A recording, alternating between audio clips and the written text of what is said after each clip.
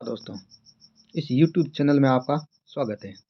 इस बार मैं यह वीडियो लाया हूँ, भारत सरकार द्वारा ये आयोजित एग्जाम होते हैं, कर्मचारी चयन आयोग।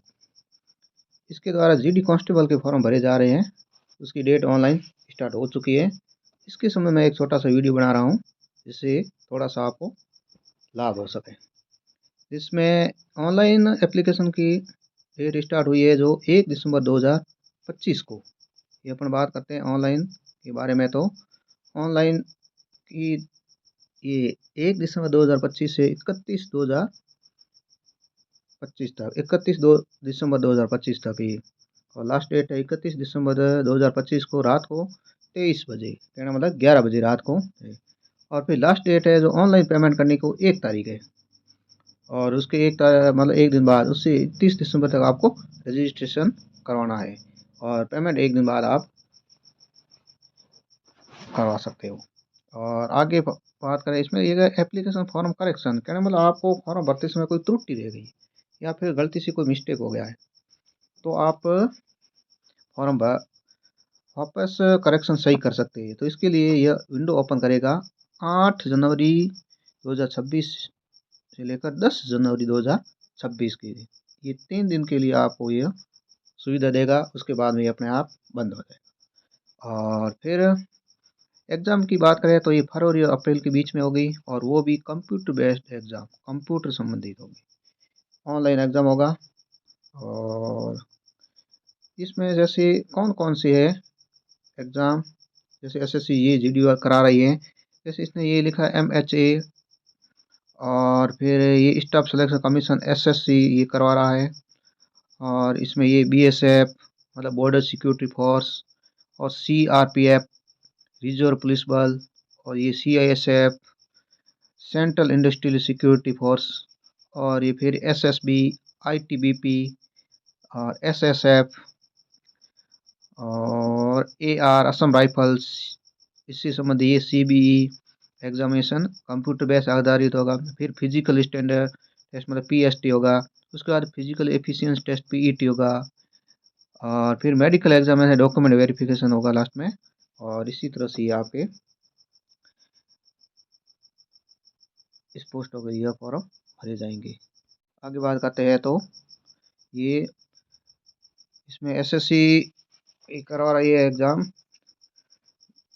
ये जीडी कांस्टेबल के। तो इसमें आपको ऑनलाइन फॉर्म भरने हैं ये, और इसमें application will be accept through online mode, only online form ही एक्सेप्ट है। और इसमें आगे बात करते हैं कंप्यूटर बेस्ड आधारित एग्जाम होगा, जो कि 13 रीजनल लैंग्वेज मतलब 13 भाषा में होगा। और ये 13 भाषाएं इसी तरह से जो जिसको समझ में आए वो अपनी भाषा के अकॉर्डिंग ये फॉर्म भर सकते हैं। और इसमें जैसे फिजिकल स्टैंडर्ड टेस्ट पीएसटी होता है, फिजिकल एफिशिएंट पीईटी होता है, डिटेल में मेडिकल एग्जामिनर डीएमई होता है, फिर review medical examiner PRME, and document verification DV last में होती है, and schedule B conduct of the CAPF. तो इसी तरह से ये इतना प्रोसेस होने के बाद में आपको आगे ये करने पड़ते हैं। इसी तरह से इसके भी ये, अगर आपको फॉर्म भरने हैं तो ये वेबसाइट दी गई है। इस वेबसाइट के अकॉर्डिंग आप भर सकते हो। जैसे ये ऑनलाइन होगा और आप इसे पूरा डिटेल देख सकते हैं। आगे अपन बात करते हैं जैसे पे स्केल। पे स्केल लेवल तो है इसका 21,700 से 69,100 रुपये ऑल आर पोस्टों के लिए, जैसे ये BSF, CISF, CRPF, SSB, ITBP, AR. तो ये इतना एसएससी करवा रहा है सभी। और जिस किसी भी कैंडिडेट को फॉर्म भरने हैं तो आप जल्दी से जल्दी घर से और लास्ट डेट का इंतज़ार नहीं करें। इसमें देखो मेल और फीमेल की अलग अलग पोस्टें आई है। इसमें एसएससी जीडी में आप मेल और फीमेल दोनों ही फॉर्म भर सकते हैं। जो भी कैंडिडेट इस फॉर्म को भरने को इच्छुक है वह इस फॉर्म को भर सकते हैं। जैसे ये बीएसएफ की बात करते हैं तो ये सबके total category wise SC, ST, OBC, EWS, UR, और ये फीमेल के लिए भी इतनी पोस्ट है ये टोटल। जैसे एससी की बात करते हैं, ये बीएसएफ की बात करते हैं तो टोटल ये 92 इसकी महिलाओं की है, और 524 है मेल की। इसी तरह से 616 पोस्ट है बीएसएफ में। फिर सीआईएसएफ की बात करें तो 14,595 सबसे ज़्यादा पोस्ट है तो सीआईएसएफ में आई हुई है। उसके बाद सीआरपीएफ की है 5490 और SSB की भी है, ITBP की है और AR की है। इसी तरह से कुल मिला के आपकी पोस्ट हैं टोटल, इसने बताइए 25,487। इस हिसाब से देखा जाए तो ये GD कांस्टेबल की बहुत बड़ी पोस्टें निकाली गई हैं और इसमें आप अपना भाग्य आजमा सकते हैं। और इसी तरह इसने ये लिखा है, या इसी वेबसाइट पे जाना है, फिर ये कैंडिडेट इतना है, आपको ऑनलाइन फॉर्म फिलअप करना है। फिर ये नेशनलिटी में इसकी योग्यता क्या है, भारतीय है तो ये कैंडिडेट ये है, फिर उसके और उसके बाद में एज लिमिट के बारे में इसने सब अलग अलग बताया है यहाँ पे। जैसे ये 1 जनवरी 2026 को फिर 18 से 23 वर्ष, इसमें कम से कम होनी चाहिए 18 वर्ष और अधिकतम अधिक 23 साल, 18 और 23 के बीच में।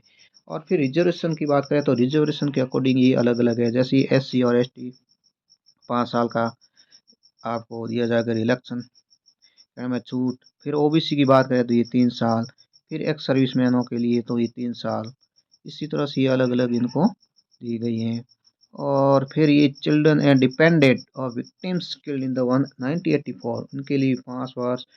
फिर ये अलग 98 OBC वाला उनकी विक्टिम वाला 8 वर्ष। और फिर children and dependent victim killed in 1984 riots उनके लिए 10 साल। ये सब अलग अलग इन्होंने ये छूट दे रखी है। फिर ये अलग अलग ये आप इंस्ट्रक्शन है, आप फॉर्म भरो तब इसको आराम से देख लेना और पढ़ लेना। जिस किसी भी कैंडिडेट को ज़रूरत है तो मैं टेलीग्राम चैनल पर मैं यह PDF डाल दूँगा और आप उसमें से देख लेना। और ये एज के बारे में पूरा बताया गया है। फिर certificate and format of certificate के बारे में ये SC ST EWS कब पुराना होना चाहिए, कितना नया, सब के सब इसमें दिया हुआ है। आप आराम से इसको देख सकते हैं। और क्वालिफ़िकेशन की बात करते हैं तो सबसे बड़ी बात आती है इसमें क्वालिफ़िकेशन। तो SSC GD में क्वालिफ़िकेशन आपकी क्या होगी, ये मैट्रिकुलेशन मतलब 10वीं पास क्लियर होनी चाहिए। आपकी 10वीं पास ही होनी चाहिए। और या फिर 1/1/2026 में ये जो 2026 में एग्ज़ाम दे रहे हैं बोर्ड, वो भी शामिल हो सकते हैं, लेकिन शर्त ये उनकी 18 वर्ष पूरी होनी चाहिए।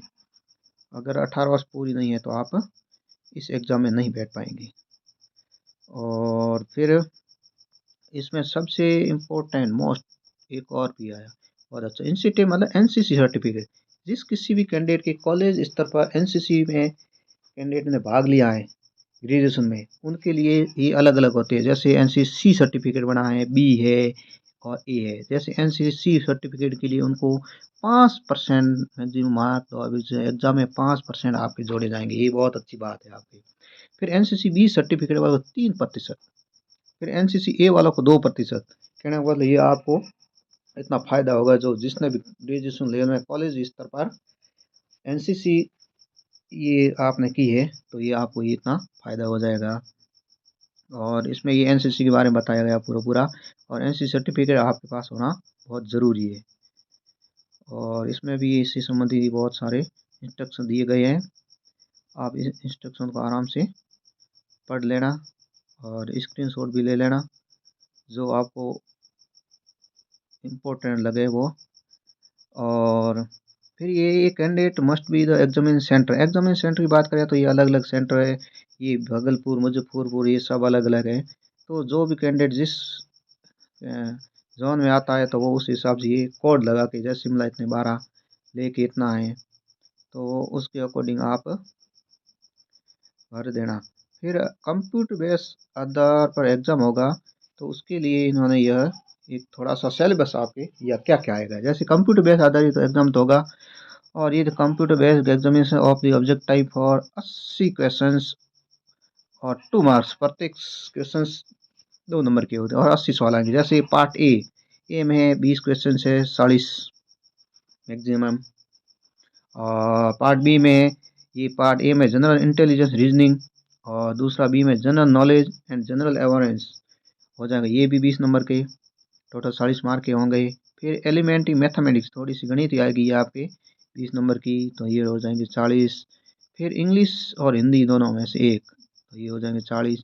तो ये आपके 1 घंटे का होगा और 40 मिनट, सॉरी 60 मिनट का टाइम दिया जाएगा। इसमें आपके ये 80 सवाल आएंगे। इसी तरह से आगे अपन बात करते हैं, जैसे all the question of the object type, ये 13 भाषाएं हैं। इस 13 भाषा के अकॉर्डिंग ही आएगी, जो आपको उचित लगे उसमें आप वह लगा देना। फिर इसमें ये थोड़ा सा बात की जनरल इंटेलिजेंस रीजनिंग में ये क्या क्या टॉपिक है, तो ये आप देख लेना एक अच्छे से। इसमें ये आपके syllabus general knowledge and general awareness में भी है, एलिमेंट्री में मैथमेटिक्स वाले भी है। फिर इंग्लिश, हिंदी और इंग्लिश के क्या कहा है। फिर पीईटी आता, फिजिकल एफिशिएंटी, ये है ना। फिजिकल में क्या क्या होता है उसके बारे में ये पूरा। अब अगला चैप्टर अपना देखने गए हैं। अगला पॉइंट है ये फिजिकल के बारे में, फिजिकल इफिशियंटी टेस्ट मतलब पीईटी। अब पीईटी के बारे में बात करते हैं, फिजिकल में क्या क्या मांगते हैं। जैसे ये कैंडिडेट के 5 किलोमीटर मेल के लिए, सबसे पहले मेल की बात करते हैं, तो 5 किलोमीटर दौड़ होगी और 24 मिनट में आपको पार करनी होगी। और उसके बाद में आप 1.6 किलोमीटर दौड़ होगी 7 मिनट में। और फिर फीमेल फीमेल के 1.6 किलोमीटर जो 8.5 मिनट की होगी। और for candidate other than those belong the Ladakh region. और फिर 1.67 के लिए 8 मिनट के लिए for candidate of Ladakh region, उनके लिए रीजन वाला। तो इसी तरह से आपकी दौड़ होगी 5 किलोमीटर होगी जो 24 मिनट में पूरी करती है। और फीमेल के लिए 1.6 किलोमीटर जो 8.5 मिनट में पूरी करनी है। तो ये आपके फिजिकल में रेस से संबंधित हो गया है। और इसके आगे अपन बात करते हैं फिजिकल स्टैंडर्ड पीएसटी। और स्टैंडर्ड में बात करते हैं तो हाइट, सबसे पहले हाइट है। तो हाइट में मेल की तो होगी 170 और फीमेल की होगी 157। तो ये दोनों होगी। और फिर इसमें अलग अलग, जैसे रिजर्वेशन की बात करते हैं, तो रिजर्वेशन के अकॉर्डिंग अब जैसे all candidate belong schedule type, मतलब एसटी के लिए 162 मेल और 150 फीमेल के लिए। और ऑल शेड्यूल टाइप कैंडिडेट, और ये एसटी के लिए 157 और 147.50, मतलब ऊपर था ये एससी के लिए। और फिर है ये एसटी के लिए 162 और 150 candidate belong to schedule type ST. और ऑल कैंडिडेट और नॉर्थ ईस्टर्न नॉर्थ के लिए उनको लिए 157 और 147 अलग अलग। और फिर candidate left wing eastern of district 160 और 147, और ये सब के अलग अलग है 165 155। और कैंडिडेट हायरिंग असिस्टेंट 162 152, ये सब के अलग अलग 170 152। और ये सब बताया गया है।